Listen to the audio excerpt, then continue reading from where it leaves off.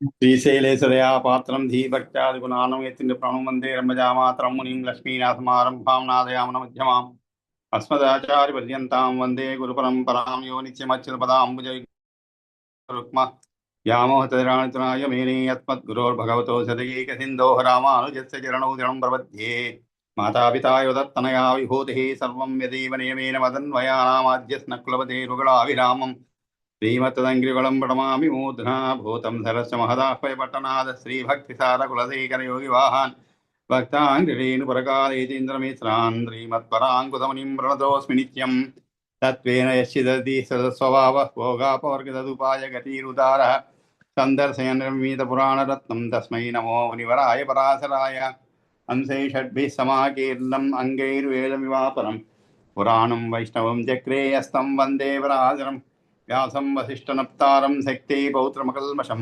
పరాశరాత్మజం వందే సుఖతాతం తపోనిధిం వ్యాసాయ విష్ణురూపాయ వ్యాసరూపాయ విష్ణవే నమో వై బ్రహ్మనిధయే వాసిష్ఠాయ నమో నమః పురాణం వైష్ణవం చైతస్సర్వకిల్బిషనాశనం విశిష్టం సరసాత్రేభ్యః పురుషార్థోపపాదనే భారతే భగవద్గీతా ధర్మశాస్త్రేషు మానవः వేదేషు పౌరుషం సూక్తం పురాణేషు చ వైష్ణవం తత్కర్మ ఎన్న బంధాయ సా విద్యాయా విముక్తయే ఆయాసాయ పరం కర్మ విద్యా అన్యాశిల్పనైపుణం శ్రీ విష్ణుచిత్తపద పంకజ సంగమాయ చేతో మమ స్పృహయతే కిమతః పరేణ నో చేద్మమాపేతి ధీకర భారతీనాం భావః కథం భవితుమర్హతి వాగ్విధేయః నారాయణం నమస్కృత్య నరం చైవ నరోత్తమం దేవీం సరస్వతీం చైవ తతో జయముదీరయేత్ శాంతాకారం భుజగసేనం పద్మనాభం సురేశం విశ్వాకారం గగనసదృశం మేఘవర్ణం సువాంగం లక్ష్మీకాంతం కమలనయనం యోగిరుధ్యానగమ్యం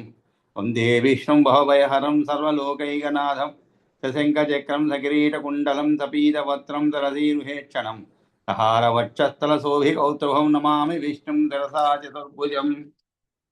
అందరికీ కూడా గురు పౌర్ణమి శుభాకాంక్షలండి. ఈరోజు ప్రత్యేకంగా గురు పౌర్ణమి అనేటువంటి జరుపుకుంటున్నామంటే దీని వెనక ఒక పెద్ద విషయం ఉన్నదన్నమాట. అదేమిటంటే వేదవ్యాసుడి యొక్క జన్మదినంగా దీన్ని పరిగణించబడుతుంది అన్నమాట. అంటే మహాభారతము, అదేవిధంగా భగవద్గీత, అంటే అంతర్భాగంగా ఉన్నటువంటి భగవద్గీత మహాభారతంలో అష్టాదశ పురాణాలు, ఇలాంటి ఎన్నో చక్కటి గ్రంథాలు అనమాట. అవన్నీ కూడా అంటే అవి ఏదో ఊరికే కాలక్షేపానికి చదువుకునేటువంటి గ్రంథాలు కావాలి. అవన్నీ కూడా మన జీవితాన్ని ప్రతిరోజు కూడా ఎలా మలుచుకోవాలని దిశానిర్దేశం చేసేటువంటి గొప్ప గ్రంథాలు అనమాట. అదేదో ఒక కథలాగా నవల్లాగా చదివి పడేసేవి కావు.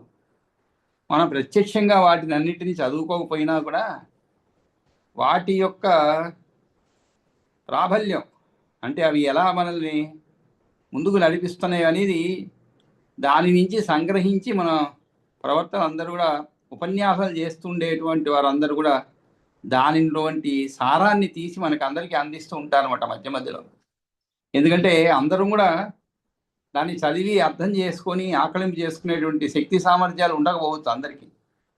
కాబట్టి దాన్ని అర్థం చేసుకునేటువంటి భగవత్ కృప వల్ల దాన్ని అర్థం చేసుకునేటువంటి శక్తి ఉన్నటువంటి వారందరూ కూడా మనకి ఆ అమృతాన్ని మనకు అందరికీ పంచిస్తున్నారన్నమాట. ఇది అసలైనటువంటి విషయం అన్నమాట. అంతేకాకుండా గురువు అనేటువంటి శబ్దానికే ఒక పెద్ద విస్తృతమైనటువంటి అర్థం ఉందండి. విస్తృతమైనటువంటి అర్థం అన్నమాట.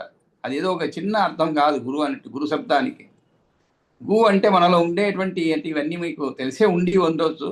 అంటే మనం అందరం మన గ్రూపులో అందరూ చాలా వరకు చక్కటి జ్ఞానం కలిగినటువంటి వారే.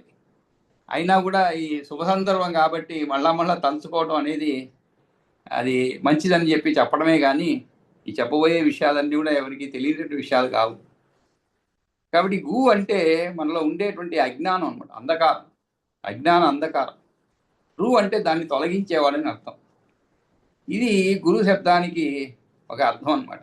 అంటే మనలో ఉండేటువంటి అజ్ఞాన అంధకారం, అజ్ఞానాన్ని అంధకారంతో పోలుస్తారు, చీకటితో. ఎందుకంటే చీకటిలో మనకేం తెలియదు. మనం అజ్ఞానం ఉన్నప్పుడు అలాగే ఉంటుంది. మన ప్రవర్తనలో కూడా అటువంటిదే ఉంటుంది. అజ్ఞానంలో ప్రవర్తించే వారికిను జ్ఞానవంతులై ప్రవర్తించే వాడికి మనం చాలా సులభంగా కనిపెట్టవచ్చు అనమాట. కాబట్టి మనకి జ్ఞానాన్ని ప్రసాదించి ఆ రశ్మితో మనలో ఉండేటువంటి అజ్ఞాన చీకట్లను తొలగించేవాడే గురువు. ఇక జ్ఞానము అజ్ఞానము చీకట్లు ఇవన్నీ కూడా ఏమిటంటే మనం పుట్టినప్పటి నుంచి కూడా గిట్టేంత వరకు అండి. పుట్టు నుంచి గిట్టేంత వరకు కూడా ఈ మధ్యలో మనకి ప్రతి క్షణము కూడా గురువు ఏదో ఒక రూపంలో తారసపడుతూ ఉంటారు మనకి. అంటే గురువు అంటే ఏదో మనకి వేదాల గురించి చెప్పేవారు కానీ, లేదు శాస్త్రాలు చెప్పేవాళ్ళు కానీ, లేదు ఇలాగ పురాణం ప్రవచనం చెప్పేవాడి, అలా కాదండి. గురువు అంటే మనకి ఏదైనా కూడా తెలియని విషయాన్ని తెలిపి ఆ విషయం గురించి మనలో ఉండేటువంటి అజ్ఞానం తొలగించేవాడే నిజమైన గురువు అన్నమాట. ఈ రకంగా చూస్తున్నప్పుడు మనం తెల్లవారి లేచిన నుంచి రాత్రి పడుకునేంత వరకు ఏదో ఒక సందర్భంలో ఎవరో ఒకరు మనల్ని మార్గదర్శక కోసం చేస్తూ ఉంటారు. అటు ప్రత్యక్షంగా కానీ పరోక్షంగా కానీ. కొంతమంది మన ఎదురుగా ఉండి మార్గదర్శకత్వం చేస్తూ ఉంటారు. కొంతమంది అప్రత్యక్షంగా ఉండి మనకు కనబడరు, కానీ వారి యొక్క సూక్తులు కానీ వారు చెప్పినటువంటి సూక్తి అంటే బాగా మంచిగా చెప్పినటువంటి మాటలు, మంచి మాటలు అన్నమాట. అవన్నీ కూడా మనకి మనసులో కదులుతూ దానికి అనుగుణంగా మనం మన జీవితాన్ని మలుచుకుంటూ ఉంటాం. కాబట్టి ఏది కూడా ఒక మంచిని ఆ ఉపకారాన్ని పొందినప్పుడు ఎవరి దగ్గర నుంచి అయినా దానికి కృతజ్ఞత తెలపడం అనేది అది మన యొక్క సంస్కృతి అన్నమాట. ఏదో ఒక సందర్భంలో కృతజ్ఞత తెలపాలి. ఆ సందర్భమే ఈ యొక్క గురు పూర్ణిమ అని. అందులో ఎందుకు పెట్టబడింది? వేదవ్యాసుడి జన్మదినం అని చెప్పి ప్రత్యేకంగా చెప్పబడింది. మామూలుగా మనకి ఉపాధ్యాయ దినోత్సవం అని చెప్తుంటారు. అంటే ఉపాధ్యాయుల గురువు అది అంటే సర్వేపల్లి రాధాకృష్ణన్ గారి జన్మదినాన్ని గురు పూజోత్సవంగా చెప్పుకుంటారు. అదేవిధంగా ఇక్కడ కూడా వేదవ్యాసుడి యొక్క పుట్టిన దినం అన్నమాట. ఎందుకంటే ఆయన లోకాన్ని, ఆయన ప్రపంచాన్ని, మొత్తము ఈ జగత్తునంతా కూడా ఎలా నడుచుకోవాలి, ఏమిటి బంధాలు, వీటి మధ్య ఎలా ఉండాలి, అన్నదమ్ముల బంధాలు ఎలా ఉండాలి, ఇవన్నీ కూడా ఒక కథా రూపంలో మనకి మహాభారతంలో అందించారన్నమాట. దాంట్లో ముఖ్యంగా విదురుని యొక్క నీతులు ఇవన్నీ కూడా అదొక 1,00,000 శ్లోకాత్మకం అయినటువంటిది అనమాట. అది కాకుండా ఇంకా పురాణాలు కూడా తెలిపారు. ఇవన్నీ ఆయన తృప్తిని ఇవ్వలేదు అయినా కూడా. అందుకని ఏం చేశారు? భాగవతాన్ని రచించారనమాట. అంటే భగవంతుడి యొక్క లీలలు అవన్నీ కూడా విష్ణు రూపంలో లీలలు అన్నమాట. ఆ భాగవతం చదువుతుంటే మనకే అర్థమవుతుంది అనమాట ఎంత గొప్పటిగా. అది రాసిన తర్వాతని ఆయనకు మనసు శాంతించిందంట. అంతవరకు లోపల ఏదో వెలితిగా ఉండింది. మనం కూడా ఎన్నో పనులు చేస్తూ ఉంటామండి, కానీ ఇంకా కూడా ఏదో వెలితి ఉంటుంది ఒకటి. కానీ ఒక కొన్ని పనులు చేసినప్పుడు మనకి ఒక సంతృప్తిని ఇస్తుంది అనమాట. మిగిలిన పనులు ఇంకా ఏదో మిగిలిపోయింది, ఇది కాదు, ఇంకా అది చేయాలి, ఇది చేయాలి, ఇలా ఉంటుందన్నమాట. ఆ పని చెయ్యంగానే ఒక సంతృప్తి వస్తుంది. అటువంటి సంతృప్తే వేదవ్యాసుడు పొందాడు ఆ భాగవతం రాసినప్పుడు.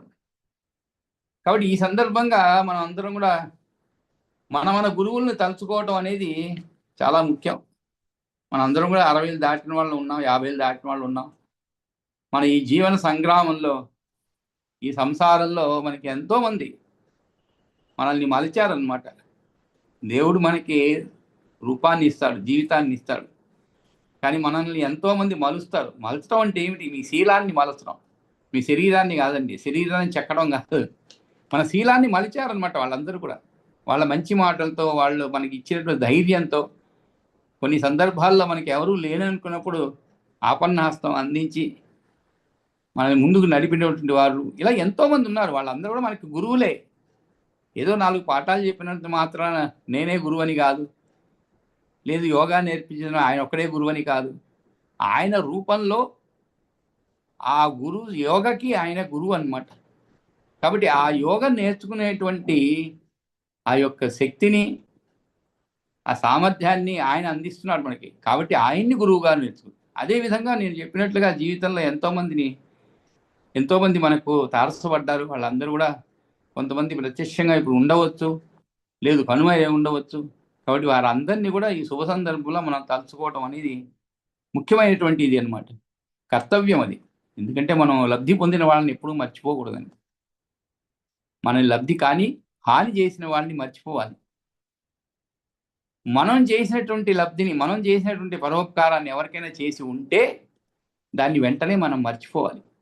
దానికో కారణం ఉన్నది. నువ్వు ఎవరికైనా సహాయం చేసావు అనుకోండి, దాన్ని మర్చిపోకుండా మనసులో పెట్టుకుంటే రేపు ఏదైనా అవసరం వచ్చినప్పుడు మనం మనసులో అదే తలుస్తుంటుంది. ఆ రోజు మనం ఆయనకి చేశాం కదా, ఆయన మనకు ఎందుకు చేయడు? కాబట్టి ఆయన్నే అడుగుదాం. పాపం ఆ పని ఆయన చేయగలిగే స్తోమత ఉండకపోవచ్చు, అయినా కూడా ఆయన్నే అడుగుతాం. అందుకనే పెద్దవాళ్ళు చాలా ఆలోచించి పెట్టారండి. ఇప్పుడు మనం చేసినటువంటి పరోపకారాన్ని మర్చిపోవాలి. ఇతరుల నుండి పొందినటువంటి ఉపకారాన్ని మాత్రం మనసులో పెట్టుకోవాలి. చిన్నదైనా పెద్దదైనా. అదే శ్రీరామచంద్రుడు చెప్తాను. సీతాదేవుడు ఒకసారి ఒక సందర్భంలో చెప్తుందన్నమాట. అటువంటి గొప్ప మనస్తత్వం కలిగినటువంటి వాడు శ్రీరామచంద్రుడు అని చెప్పి హనుమంతుడు చెప్తున్నాను. చిన్న ఉపకారం అయినా కూడా పొందితే దాన్ని మర్చిపోకుండా మళ్ళా తిరిగి రెట్టింపుగా ఉపకారం చేసేటువంటి లక్షణం, అది మహోన్నత లక్షణం ఉన్నాం. కాబట్టి ఈ శుభ సందర్భంలో మనం గురు స్తోత్రం అంటే గురువుని స్తోత్రం చేస్తూ అనేక మంది తమ తమ పంథాలో అనేక మంది గురు స్తోత్రాలు రాశారు. మన అందరికీ తెలిసే ఉంటుంది. కొన్ని స్తోత్రాలు మనం కూడా చదువుకొని ఉంటాం. కాబట్టి ఈ శుభ సందర్భంలో మనం ఒక 2 స్తోత్రాలు మాత్రం చదువుకొని మనం తరగతిలోకి వెళదామండి. మనం రోజు చెప్పుకునేటువంటి విష్ణు పురాణం మనం అదృష్టవంతులం. ఎందుకంటే ఆ వేదవ్యాసులు రాసినటువంటిదే పురాణం కూడా. అది కూడా చదువుకునే అదృష్టం మనకు కలిగింది. ఎందుకంటే భారతం చదువుకోవచ్చు మనం, కానీ 1,00,000 శ్లోకాలు చాలా సుదీర్ఘకాలం అవుతుందన్నమాట. కాబట్టి వీలైతే భాగవతం చదువుకోవచ్చు. అది పెద్ద కష్టమైనటువంటి కాదు. సంస్కృత భాగవతం, పోతన భాగవతం మనం ఎలా చదివాం, కొన్ని ఘట్టాలు చదువుకున్నాం, పూర్తిగా కూడా చదువుకున్నాం, విన్నాము పోతన భాగవతం. కాబట్టి వేదవ్యాసుడి యొక్క భాగవతం కూడా చదువుకునే అదృష్టం కలగాలని చెప్పి శుభ సందర్భంగా ప్రార్థిస్తూ, మనం వేదవ్యాసుని ప్రార్థిస్తూ, విష్ణువుని ప్రార్థిస్తూ, ఎందుకంటే ఆయనే విష్ణువు, ఆయనే వేదవ్యాసు, విష్ణు రూపం ఆయనదే అన్నమాట. కాబట్టి ఈ సందర్భంగా గురువుని ప్రత్యేకంగా స్తుతిస్తూ చేయబడినటువంటి 2 స్తోత్రాలు మాత్రం చదువుకొని తర్వాత మనం క్లాస్లోకి వెళదాం. గురుర్బ్రహ్మా గురుర్విష్ణు గురుర్దేవో మహేశ్వరః గురురేవ పరం బ్రహ్మ తస్మై శ్రీ గురవే నమః. అజ్ఞానతిమిరాంధస్య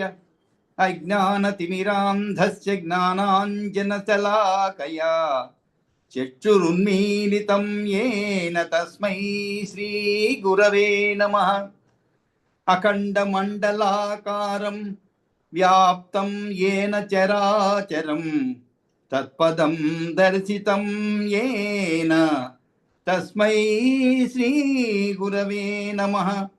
అఖండమండలాకారం వ్యాప్తం యేన చరాచరం తత్పదం దర్శితం యేన తస్మై శ్రీ గురవే నమః. అనేక జన్మ సంప్రాప్త కర్మ బంధ విదాహినే ఆత్మజ్ఞాన ప్రధానేన తస్మై శ్రీ గురవే నమః. అనేక జన్మ సంప్రాప్త కర్మ బంధ విదాహినే ఆత్మజ్ఞాన ప్రధానేన తస్మై శ్రీ గురవే నమః. మన్నాద శ్రీ జగన్నాథో మద్గురు శ్రీ జగద్గురు మమాత్మా సర్వభూతాత్మా తస్మై శ్రీ గురవే నమః. బ్రహ్మానందం పరమసుఖదం కేవలం జ్ఞానమూర్తిం ద్వంద్వాతీతం గగన సదృశం తత్వమస్యాది లక్ష్యం. ఏకం నిత్యం విమలమచలం సర్వధీ సాక్షిభూతం భావాతీతం త్రిగుణరహితం సద్గురుం తం నమామి. ఏకం నిత్యం విమలమచలం సర్వధీ సాక్షిభూతం భావాతీతం త్రిగుణరహితం సద్గురుం తం నమామి. గురు అష్టకం అని శంకరాచార్యుల కృతం అన్నమాట. ఇది చాలా చక్కగా ఉంటుంది. అది కూడా ఒకసారి చదువుకొని క్లాస్ చెప్తున్నా. శరీరం సురూపం తథావా కలత్రం యసచ్చారు చిత్రం ధనం మేరుతుల్యం. శరీరం సురూపం తథావా కలత్రం యసచ్చారు చిత్రం ధనం మేరుతుల్యం. మనశ్చేన లగ్నం గురోరంఘ్రి పద్మే తతః కిం తతః కిం తతః కిం తతః కిం. కలత్రం ధనం పుత్ర పౌత్రాది సర్వం గృహం బాంధవా సర్వమేతద్ధి జాతం. మనశ్చేన లగ్నం గురోరంఘ్రి పద్మే తతః కిం తతః కిం తతః కిం తతః కిం షడంగాది వేదో ముఖే శాస్త్ర విద్యా కవిత్వాది కథ్యం సుపద్యం కరోతి. షడంగాది వేదో ముఖే శాస్త్ర విద్యా కవిత్వాది గద్యం సుపద్యం కరోతి. మనశ్చేన లగ్నం గురోరంఘ్రి పద్మే తతః కిం తతః కిం తతః కిం తతః కిం. విదేశేషు మాన్యస్వదేశేషు ధన్యస్తదాచార వృత్తేషు మత్తో న చాన్యః. మనశ్చేన లగ్నం గురోరంఘ్రి పద్మే తతః కిం తతః కిం తతః కిం తతః కిం. క్షమామండలే భూప భూపాల వృందైః సదా సేవితం యస్య పాదారవిందం. క్షమామండలే భూప భూపాల వృందైః సదా సేవితం యస్య పాదారవిందం. మనశ్చేన లగ్నం గురోరంఘ్రి పద్మే తతః కిం తతః కిం తతః కిం తతః కిం. యశో మే గతం దిక్షు దాన ప్రతాపాద్వజగ్వస్తు సర్వం కరే యత్ప్రసాదాత్. మనశ్చేన లగ్నం గురోరంఘ్రి పద్మే తతః కిం తతః కిం తతః కిం తతః కిం. న భోగేన యోగేన వా వాజిరాజౌ న కాంతాముఖేనైవ విత్తేషు చిత్తం. మనశ్చేన లగ్నం గురోరంఘ్రి పద్మే తతః కిం తతః కిం తతః కిం తతః కిం. అరణ్యేన వా స్వస్య గేహేన కార్యేన దేహే మనోవర్తతే మే త్వనర్ఘ్యే. మనశ్చేన లగ్నం గురోరంఘ్రి పద్మే తతః కిం తతః కిం తతః కిం తతః కిం. గురోరష్టకం యప్పడే పుణ్యదేహీ యతి పూయతిర్భూపతిర్బ్రహ్మచారీ చ గేహి. లభే స్వాంచితార్థం పదం బ్రహ్మ సంజ్ఞం గురోరుక్తవాక్యే మనో యస్య లగ్నం. గురోరష్టకం య పఠేత్ పుణ్యదేహీ యతి భూపతిర్బ్రహ్మచారీ చ గేహి. లభేత్ వాంఛితార్థం పదం బ్రహ్మ సంజ్ఞం గురోరుక్తవాక్యే మనో యస్య లగ్నం. కాబట్టి ఈ గురు అష్టకంలో చాలా అద్భుతంగా గురువు యొక్క పాద పద్మాలని తలంచినటువంటి మనస్సు కలిగినటువంటి వాడు జీవితంలో ఏది సాధించినా కూడా వృధాయే అనేటువంటి అర్థాన్ని స్ఫురిస్తూ చాలా చక్కగా తెలుపబడింది. అందులో శబ్దాలు కూడా ఏవి కఠినమైన శబ్దాలు కాదండి, కాస్త నెమ్మదిగా మనం చదివితే మనకే అర్థమయ్యేటువంటి శబ్దాలు అనమాట. అటువంటి శబ్దాలు అనమాట చాలా గొప్పగా రచించబడింది శంకరాచార్య గారి. చివరికి ప్రతి శ్లోకంలో కూడా చివరిలో తతః కిం తతః కిం తతః కిం తతః కిం అని ఒక 4 సార్లు అడుగుతారు. అంటే ఏమిటి? ఇటువంటి మనస్సు ఏదైతే గురువు యొక్క పాదములందు లగ్నము కాలేదో, మనశ్చేన లగ్నం గురోరంఘ్రి పద్మే. నువ్వు ఏది సాధిస్తే ఏమయ్యా బాబు, నువ్వు చాలా అందగాడివి, ఐశ్వర్యం ఉన్నది, వీటన్నిటికీ కంటే కూడా గొప్పది ఏమిటి తెలుసా? మగవాడికి వరం అనుకుంటాడు మగవాడు. ఏమిటి? ఒక అందమైన భార్య దొరకటం, సుగుణవతి భార్య దొరకటం. అందం అంటే శారీరక అందమే కాదండి, సౌశీల్యం అది ఉండాలి ముఖ్యంగా. చాలా అందంగా ఉండవచ్చు, కానీ శీలము లేదు, ఆమె యొక్క మనోభావాలు, హృదయం అవి కూడా అందంగా ఉండాలి. పురుషుడైనా స్త్రీ అయినా అవే ముఖ్యం అన్నమాట. ఇవన్నీ కూడా పోతాయి, కానీ ఐశ్వర్యం ఉంటుంది పోతుంది. కానీ ఇవన్నీ ఉండి కూడా ఏదైతే గురువు యొక్క పాదపద్మలందు మనస్సు నిలవలేదో అటువంటి వాడికి దీనివల్ల ఏం ప్రయోజనం?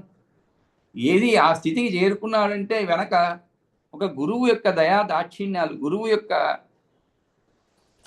అనిర్వచనీయమైనటువంటి ఎటువంటి హద్దులు లేనటువంటి ప్రేమ, అనురాగం అవన్నీ కూడా పొందాడు, ఆయన యొక్క అనుగ్రహం పొందాడు. మరి అటువంటి గురువుని తలుచుకోకుండా ఇవన్నీ అనుభవిస్తే ఏం ప్రయోజనం?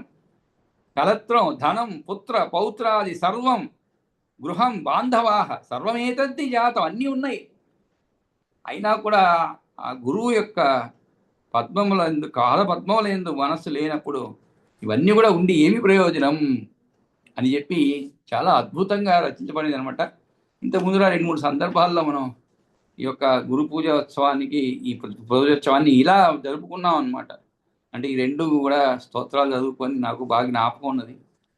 2-3 అంటే పోయినసారి ఏమో కానీ అంత ముందు సార్లు 2 సార్లు కూడా మనం గురు పూజోత్సవంలో ఈ విధంగా చక్కగా మన గురువుల్ని తలుచుకున్నాం అనమాట. మన బాల్యం నుంచి కూడా స్కూల్లో చదువు చెప్పిన మాట ఈరోజు పొద్దున యోగా తరగతిలో కూడా అందరూ బాగా చక్కగా మాట్లాడారు. మా యోగా క్లాస్ సభ్యులందరూ కూడా, వారందరూ కూడా ఇలాగే మాట్లాడారు అనమాట. వారందరూ కూడా మన యోగా గురువు గారి మాకు దైవం, ఎందుకంటే ఆయన ఆరోగ్యాన్ని ప్రసాదిస్తున్నాడు మాకు, ఈ విధంగా మాట్లాడుకుంటూ వచ్చారన్నమాట. అంతేకాకుండా కొంతమంది మాత్రము తాము పుట్టినప్పటి నుంచి కూడా, అంటే ఊహ తెలిసినప్పటి నుంచి తమను ఎవరు చేయబట్టి నడిపించారు, ఈ స్థితి వరకు తీసుకొచ్చారో వారందరినీ కూడా ఒకసారి తలుచుకున్నారన్నమాట. ఈ విధంగా ఉదయమే ఒకసారి గురువు కార్యక్రమం జరిగింది. తర్వాత ఇప్పుడు కూడా అందుకే ఒక 10 నిమిషాలు 15 నిమిషాలు దీనికి కేటాయిద్దాం అనుకున్నాము. అది కూడా ఒక 20 నిమిషాలు అయిపోయింది. కాబట్టి మనం ఇంకా ఈరోజు చతుర్థాంశంలో ఉన్నటువంటి మొదటి అధ్యాయంలో కూడా కొన్ని ఒక 10 వరకు చదువుకున్నాం అనుకుంటారు. 10 శ్లోకాలు వచనం కలిపి మొత్తం 10. కాబట్టి తర్వాతది మనం ప్రారంభిద్దామండి. ఈ చతుర్థాంశంలో ముఖ్యంగా పురూరవుని యొక్క జన్మ, తర్వాత రేవతి బలరాముల యొక్క వివాహము, ఇవన్నీ కూడా వస్తాయి అన్నమాట ఈ చతుర్థాంశం మొదటి అధ్యాయంలో. దాంట్లో ఇప్పుడే ప్రారంభం చేసిన, అంటే ఈ పురూరవునికి జన్మ గురించి, తర్వాత మను వంశము ఎలా ప్రారంభమైనది, అది ఎలా నడుస్తున్నది అనేటువంటి విషయం కూడా మనం నేర్చుకుంటున్నాం అన్నమాట ఈ చతుర్థాంశంలో మొదటి అధ్యాయంలో. కాబట్టి మళ్ళీ ఈరోజు ఈ 10వ శ్లోకం నుంచి ప్రారంభిద్దామండి. కాబట్టి శ్రీ విష్ణు పురాణంలో చతుర్థాంశలు మొదటి అధ్యాయంలో 10వ శ్లోకం. ఈ అంతకుముందు ఏమయ్యేదంటే, ఈ కన్యామిత్రావుల యొక్క అనుగ్రహం వల్ల సుధుమ్నుడు అనేటువంటి మనువు కుమారుడుగా మారడం జరిగింది.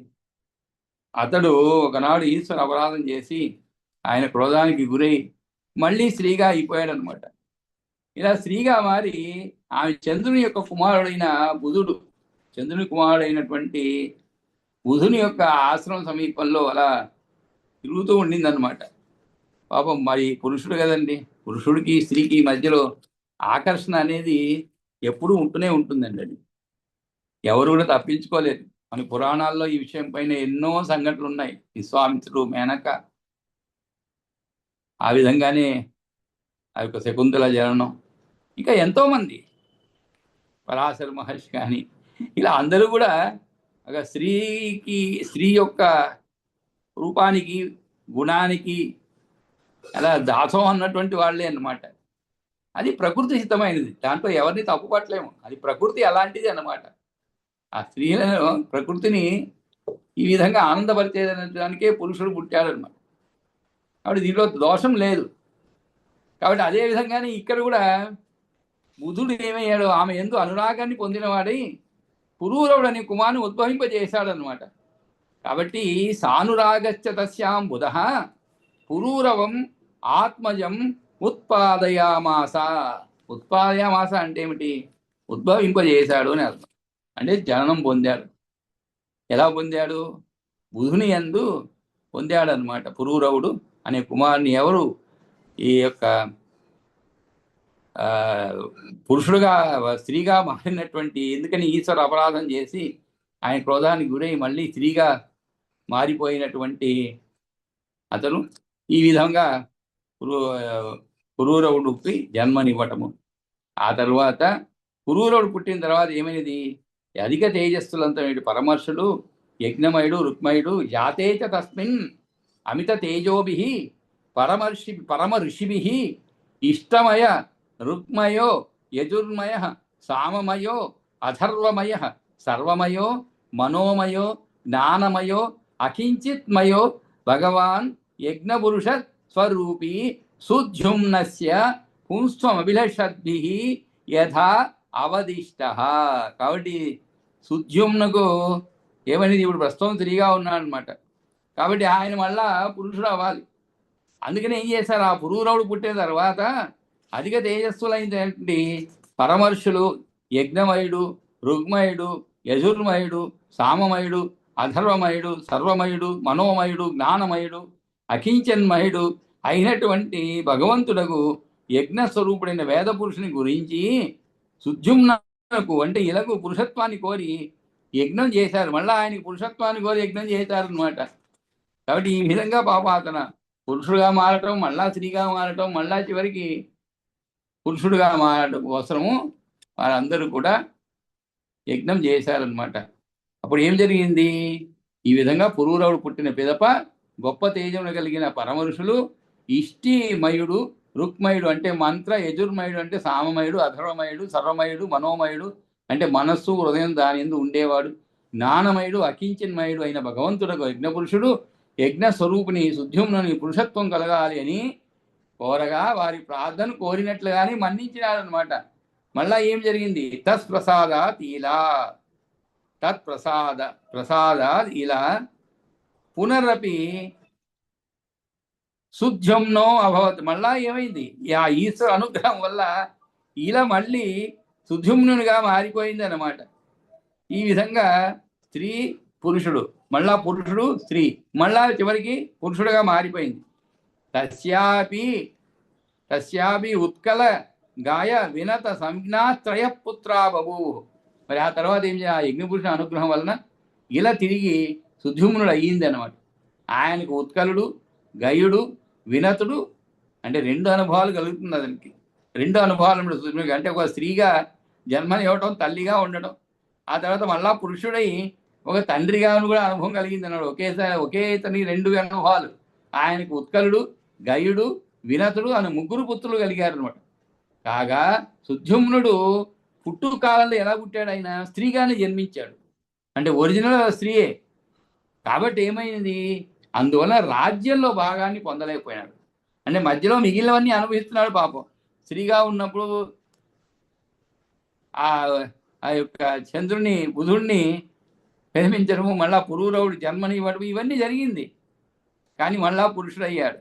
అయినా కూడా పురుషుడైనంత మాత్రాన కూడా అతనికి రాజ్యాన్ని మాత్రం ఇచ్చేందుకు అనర్హుడుగా ప్రకటించారు.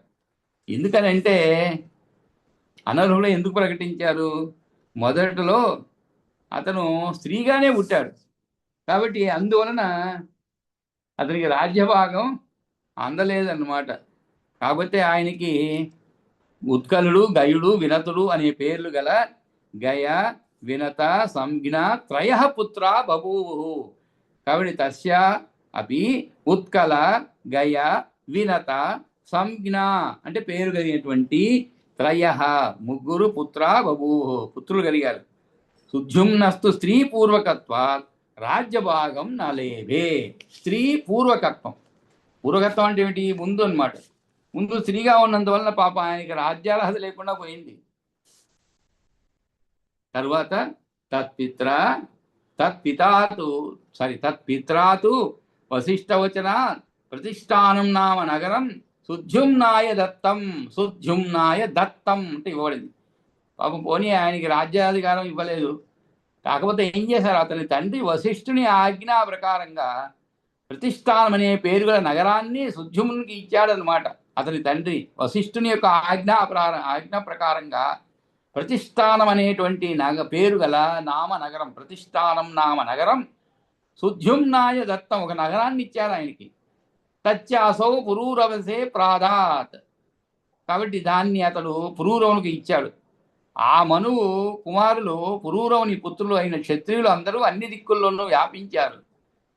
కుషదస్తు గురు గోవధాత్ శూద్రత్వం అగమత్. కానీ మనువు 10వ కుమారుడైనటువంటి వృషధ్రుడు గురువుగారి గోవును ప్రమాదవశంచే వధించి శూద్రత్వాన్ని పొందాడు. కాబట్టి ఇక్కడ యజ్ఞపురుషుని అనుగ్రహం వల్ల ఇలా తిరిగి శుద్ధముడు అయ్యింది. ఆయనకు ఉత్కలుడు, గయుడు, వినతుడు అని ముగ్గురు పుత్రులు కలిగారు. కాగా శుద్ధముడు పుట్టుక కాలంలో స్త్రీగానే జన్మించిన రాజ్యంలో భాగాన్ని పొందలేకపోయాడు. వృషధ్రునికి కూడా రాజ్య అనర్హత ఏర్పడడానికి కారణం తెలుపుతున్నాడు. ఏమని ప్రసంగం వచ్చింది కనుక వృషధ్ర ఇది అంటే వశిష్ఠుడు ఆవులను కాపాడమని నియమింపగా రాత్రి వేళలో ఆవుల మందలోకి పులి దూకి రాగా దానిని చంపబోయి ప్రమాదం పొరపాటున ఆవునే చంపినాడు. దీనికి కారణం తీసుకొని గురువు గారిచే శపింపబడి శూద్రత్వం నొందినాడు. ఆ రోజుల్లో శాపం చాలా సులభంగా ఇచ్చేవాళ్ళండి. అంటే మనం తిట్టుంటాం. ఈ రోజుల్లో మనం ఏం చేస్తున్నాము? చాలా సులభంగా తిట్టేస్తున్నాం. నోటికి వచ్చినోడు తిడుతుంటాం, ఆవేశంలో ఊగిపోతూ ఉంటాం. కానీ ఆ రోజుల్లో ఉట్టి మాటలు ఉండవండి. శాపం ఇచ్చాడు అంటే అయిపోయినట్లే పని. ఇంకా ఆ శాపం సమయంలో ఏ మాట బయటకు వస్తే ఆ మాట సరి అన్నమాట. ఇక జవదాడేరు ఉండదు. ఆ శాప ఫలితం అనుభవించాల్సిందే అన్నమాట. ఉన్నట్టుండి ఇంత మంత్రజలం తీసుకొని పైన వెళ్ళి నువ్వు పురుషుడిగా అయిపోవాలంటే పురుషుడే, స్త్రీగా అయిపోవాలంటే స్త్రీయే. అంత వాక్కుకి అంత శుద్ధి ఉండేది అనమాట. అంతేకాదు అంత బలం ఉండేది. ఆ విధంగా శపించేవాళ్ళు. కాబట్టి ఇక్కడ చూడండి పాపం ఆయన ఏదో తెలియకుండా జరిగిందన్నమాట. దానికి కూడా ఆయన్ను పాపం వదలలేదు. ఎవరు కుషధ్ర ఇది వశిష్ఠుడు ఆవులను కాపాడమని నియమింపగా రాత్రి వేళ ఏమైనది, ఆవుల మందలోకి పులి దూకిరాగా దాన్ని చంపబోయి ప్రమాదం పొరపాటున ఆవుని చంపాడు. దీన్నే కారణంగా తీసుకుని గురువు గారికి చెప్పింపబడి శూద్రత్వం పొందినాడు అని అర్థం. కానీ సుద్యుముని తండ్రి వశిష్ఠుడు చెప్పినందువలన సుద్యుమునికి ప్రతిష్టానం అని పేరుగా నగరాన్ని ఇచ్చినాడు. దాన్ని ఆయన పురూరవునికి ఇచ్చినాడు. కుషధ్రుడు గురువుగారి ఆవును చంపినందువల్ల శూద్రత్వాన్ని పొందినాడు. ఆ తర్వాత కరుష, కారుష, మహాబల, క్షత్రియ బహు మనువు యొక్క 9వ కుమారుడు కరుషుడు. కరుషుని వల్ల కారుషులు అనే మహాబల పరాక్రమవంతులైన క్షత్రియుడు జన్మించారు. మరి ఇక్కడ పాఠక్రమం పాటింపడం లేదు. ఎందుకంటే సూచీకటాల న్యాయం ప్రకారం కొద్దిగా ఉన్న విషయాన్ని ముందుగా చెప్తున్నాడు. కరుషాత్ ఇది అంటే ఏమిటి? కటాహము అనగా నీళ్లు పోసి పెట్టుకునే ఇత్తడి పాత్ర కటాహము అంటే. ఇక్కడ గంగాళము, ఇద్దరు వ్యక్తులు వచ్చి ఇద్దరు ఒకరు సూదిని ఒకరు గంగాళము చేసి పెట్టమని కంచెని కోరగా అది చిన్న పని కాబట్టి సూదిని ముందుగా సిద్ధం చేసి ఇచ్చినట్టు అని అర్థం. ఆ విధంగా కరుషి నుండి కారుషులని పేరు పొందిన గొప్ప బలవంతులైనటువంటి క్షత్రులు ఏర్పడినారు అని చెప్పి ఆ తరువాత అంటే ఇక్కడ చిన్న వ్యాఖ్యానం అంటే ఇంకోసారి చదువుతా అండి, అర్థం అయ్యి ఉండకపోవచ్చు. ఇక్కడ మనువు 9వ కుమారుడు కరుషుడు, కరుషుని వల్ల కారుషుడు అనే మహాబల పరాక్రమవంతులైన క్షత్రులు జన్మించారు అని చెప్పబడింది. ఇక్కడ పాఠక్రమం పాటింపబడలేదు. పాఠక్రమం అంటే ఈ విషయాలు చెప్పుకుంటూ వస్తున్నారన్నమాట. ఇక్కడ ఏమైంది? పృషదస్తు గురు గోవధాత్ శూద్రత్వం అభావత్ అని చెప్పి వెంటనే కారుషుని యొక్క వృత్తాంతం చెప్తున్నాను అనమాట. ఈ కారుషుడు ఎవరు ఏమిటి అనే విషయం. కాబట్టి ఇక్కడ ఆ క్రమం పాటించలేదు అని చెప్పేందుకు ఒక ఉదాహరణ చెప్తున్నారు. ఎలాగైతే మనం నీళ్లు పోసి పెట్టుకున్న ఇత్తడి పాత్ర అనుకోండి, ఇక్కడ గంగాళము 2 ఉన్నాయి అనుకోండి. ఇద్దరు వ్యక్తులు వచ్చారు మీ దగ్గరికి. ఇద్దరు ఏం చేశారు? ఒకరు సూదిని ఒకరు గంగాళము చేసి పెట్టమని కంచెని కోరగా అతను ఏది ముందుకు పెడతాడు? చిన్న పని కాబట్టి సూదిని ముందుగా సిద్ధం చేసి ఇచ్చినట్టు అని అర్థం అంట. కాబట్టి ఈ విషయాలు చెప్పుకుంటూ వస్తున్నారు. ఆ తరువాత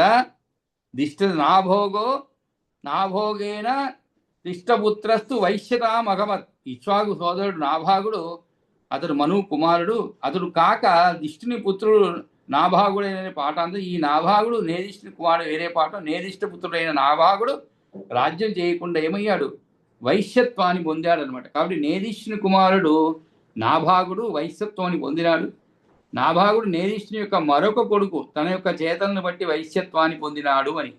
చేతలను బట్టి వైశ్యత్వాన్ని పొందాడు అంటే 2 రకాలు ఉంటాయి మనుషుల్లో. చేతత్వాన్ని పొంది కూడా, ఉదాహరణకి మన చేతులన్నీ, మనం బ్రాహ్మణుగా పుట్టి ఉండవచ్చు నేను, కానీ నా చేతలన్నీ కూడా అంటే చేసే పనులన్నీ కూడా శూద్ర పనులు ఉండొచ్చు, లేదు వైశ్యుడి పని ఉండొచ్చు. నేను చేయవలసిన పని చేయకుండా ఉండవచ్చు. ఆ విధంగా క్షత్రియత్వం కానీ వైశ్యత్వాన్ని పొందడం అనమాట. ఆ విధంగా ఇక్కడ నాభాగుడు ఏం చేశాడు? నేదిష్టి యొక్క మరొక కుమారుడుకు తన యొక్క చేతలను బట్టి వైశ్యత్వాన్ని పొందాడు అని చెప్పబడింది అన్నమాట. ఆ తర్వాత ఏమైంది? తస్మాత్ బలందన పుత్రో, వైశ్యత్వ ప్రాప్తికి పూర్వమే నాభాగునకు బలందుడు అనే కుమారుడు ఉన్నాడన్నమాట. తస్మాత్ బలందన పుత్రో అభవత్. ఇక్కడ బలందన పుత్రో అభవత్ అంటే ఏమిటి? అతనికి కుమారుడు అయ్యాడు అని అర్థం. ఎవరు? బలందనుడు. ఆ తర్వాత బలంధనాత్ వత్సప్రీతి ఉదార కీర్తి. ఆ బలందుని వల్ల ఉదార కీర్తి అంటే మహాకీర్తిశాలి అయినటువంటి వత్సప్రీతి. ఇక్కడ మనకి పేరా లేదు, అది విశేషణం, అది తెలుసుకునేది కొంచెం కష్టం అండి. అంటే ఉదాహరణకి ఉదార కీర్తి అన్నారు అంటే ఏమిటి? మనం ఉదార కీర్తి పేరులో ఉండుండొచ్చు, కానీ ఇక్కడ అది కాదు. అది ఒక విశేషణంగా చెప్పండి. ఎవరికి విశేషణము? ఆ వత్సప్రీతి. అది కూడా పేరు వత్సప్రీతి అనేది, కానీ అది కూడా ఏమిటి? వత్సప్రీతి అంటే తన యొక్క పిల్లలని ఎక్కువ ప్రీతి కలిగిన వాడు. వత్స అంటే చిన్నవాడని అని చెప్పుకోవచ్చు మనం, కానీ ఇక్కడ అది కాదు. ఇక్కడ నామం అనమాట, పేరు ఇది. కాబట్టి వత్సప్రీతి ఎటువంటి వాడు? ఉదార కీర్తి అంటే మహాకీర్తిశాలి అయినటువంటి వత్సప్రీతి కలిగాడు. ఆ వత్సప్రీతే ప్రాంశు అభవత్. ఆ వత్సప్రీతికి ప్రాంసు అభవత్ అంటే ప్రాంసు కలిగాడు. ప్రాంసుని వల్ల ఒక్కడే ప్రజాని జన్మించాడు. ప్రజానిశ్చ ప్రాంసోర్ ఏకో అభవత్. ప్రజాని అనేటువంటి వాడు ఈ ప్రాంసునికి కలిగాడు అనమాట, ఒక్కడే జన్మించాడు. అతనికి ఆ యొక్క ప్రాంసుని వల్ల కలిగినటువంటి ప్రజానికి ఎంతమంది పుత్రులు? అతనికి కనిత్రుడు అతనికి కలిగాడు. తతస్య కనిత్ర తస్మాత్ చ క్షుప అంటే అతనికి క్షుపుడు. ఎవరికి? కనిత్రుడికి. కాబట్టి ఇదంతా మనం ఒకటే టేబుల్ లాగా వేసుకోవాలన్నమాట. ఎవరికని ప్రజాని నుంచి కనిత్రుడు, ఆ కనిత్రునికి క్షుపుడు, క్షుపుని వల్ల మహాబలపరాక్రమైనటువంటి అవివింసుడు. తస్మాచ్చ క్షుప చాక్షుపాశ్చ అతిబలపరాక్రమో అవివింసో అభవత్. కాబట్టి గొప్ప బలపరాక్రమైనటువంటి అవివింసుడు కలిగాడు. తతో వివింస అతనికి వివింసుడు. ఆ వివింసునికి వివింస తస్మాచ్చ కనినేత్ర. కాబట్టి అతనికి కనినేత్ర అనేటువంటి వాడు. మళ్ళా ఆ కనినేత్రునికి అతి విభూతి. తతశ్చ అంటే అతని నుంచి అని అర్థం.